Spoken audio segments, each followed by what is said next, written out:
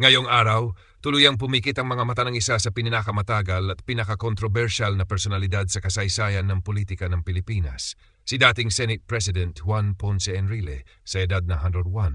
Mahigit 7 dekada siyang nagsilbi sa gobyerno, isang karerang tumawid sa iba't ibang yugto ng ating kasaysayan, mula sa panahon ni Ramon Magsaysay hanggang sa administrasyon ni Ferdinand Marcos Jr.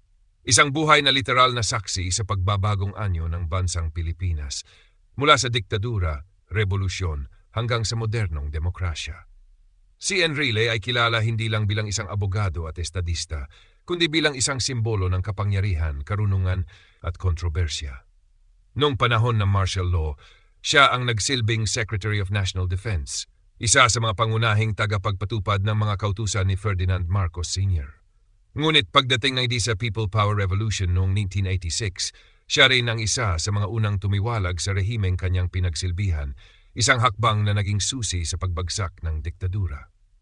Mula roon, muli siyang bumangon bilang senador at sa loob ng maraming taon, naging bahagi ng halos bawat malaking issue sa politika.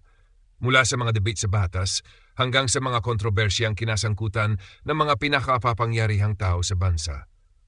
Noong 2008, umupo siya bilang Senate President.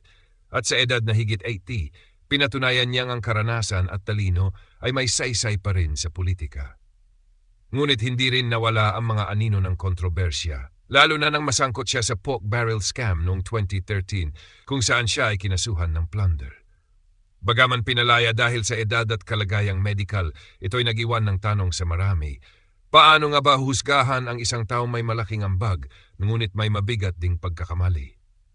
Sa huling bahagi ng kanyang buhay, muling bumalik si Enrile sa Malacanang, hindi bilang akusado, kundi bilang Chief Presidential Legal Counsel ni Pangulong Bongbong Marcos Jr. Isang ironiya na tila ikot ng tadhana mula sa martial law ng ama hanggang sa pamumuno ng anak. At ngayon, sa kanyang pagpanaw, nagwawakas ang isang makulay at kontrobersyal na kabanata sa kasaysayan ng politika ng Pilipinas. Para sa ilan, isa siyang bayani ng batas at katalinuhan.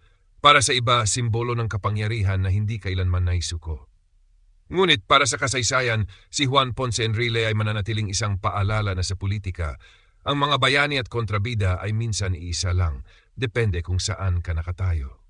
Sa pagpanaw ni Juan Ponce Enrile, isang buhay na naglarawan ng ambisyon, katapatan at pagbabagong walang kapantay.